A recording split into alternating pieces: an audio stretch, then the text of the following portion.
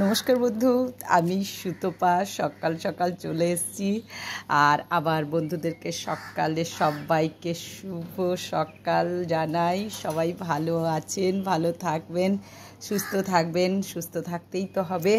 আর দেখুন, আজকে কিন্তু অনেকটাই বেলা হয়ে গেছে। এখন বাজে আপনার 8:10, মানে অনেকটাই লেট। না, আমার কাজকর্মগুলো ঠিকঠাক টাইমে হয়েছিল, কিন্তু আমি এই চা দিতে গিয়ে একটু দেরি হয়ে গেল। যাই হোক, তা এই সব করতে করতে বিভিন্ন রকম কাজ করতে করতে একটু আসতে লেট হয়ে গেল। আর আপনারা কেমন আছেন বলুন? আপনারা সবাই ভালো আছেন নিশ্চয়ই। হ্যাঁ, আমারও আজকে পুজো পাশা হয়ে গেল। আজকে আবার শনিবার, আমি যাব অঞ্জলি দিতে মায়ের ওখানে, ধূপ মোমবাতি জ্বালতে বজরংবলির ওখানে।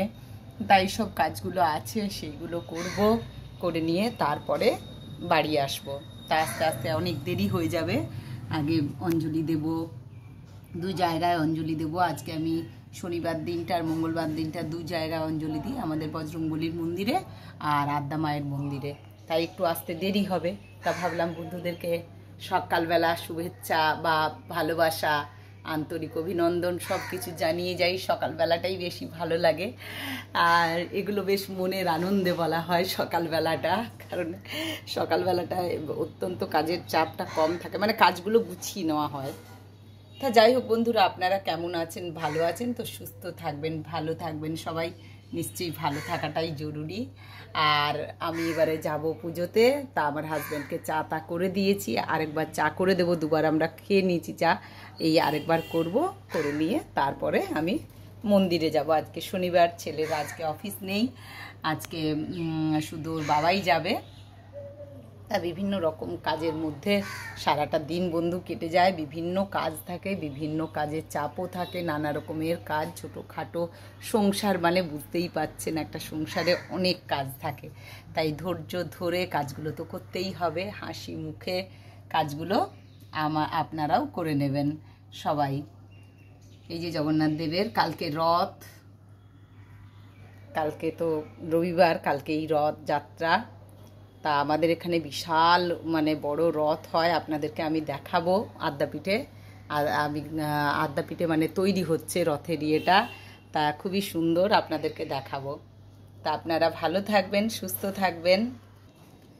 তা এখন এইটুকু বকবক করলাম, আর মনে হয় যে বন্ধুদের কাছে সকালবেলা চলে যাই, এটাই আর কি, আর কিছু না। বিশেষ কিছুর কথা বলতে পারি না, আর নেইও বিশেষ কিছু কথা সেরকম, কিন্তু মনে হয় যে কোথায় একটা পৌঁছানো, একটা কাছে যাওয়া, এই আর কি। বন্ধুদের মধ্যে যেন মনে হয় যে আমার বন্ধুদের কাছেই আছি, এরকম মনে হয়, আমার মনটা এরকমই হয়।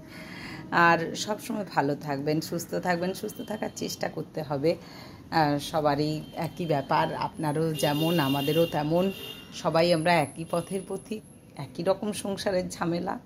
তবে হ্যাঁ, এক একজনের ঝামেলাটা এক এক রকম, মানে তা আলাদা আলাদা, কিন্তু ঝামেলা সবারই থাকে, কিন্তু একটু ধৈর্য ধরে মানিয়ে গুছিয়ে চলতে হবে। হ্যাঁ, জ্ঞান দিলাম, আমার বন্ধুদেরকে জ্ঞান দিতেই পারি, সবাই তো আমার বন্ধু, এইটুকু এখন সহ্য করতে পারবেন নিশ্চয়ই। আর ভালো থাকবেন, সুস্থ থাকবেন। আবার নেক্সট ভিডিও নিয়ে আমি আসছি, সুতপা, সঙ্গে থাকবেন। আর অবশ্যই আমার চ্যানেলটাকে লাইক করবেন, কমেন্টস করবেন, যারা এখনও সাবস্ক্রাইব করেননি করে দেবেন, আর যারা করেছেন তাদেরকে অসংখ্য অসংখ্য ধন্যবাদ, ভালোবাসা, শুভেচ্ছা।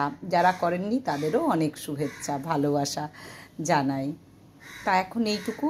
আর আমার ভিডিওর ইয়েটা আবার কমে গেছে, ভিউজ। তা বন্ধুরা আপনারা দেখুন, এটাই বলতে পারি। সঙ্গে থাকুন। টাটা।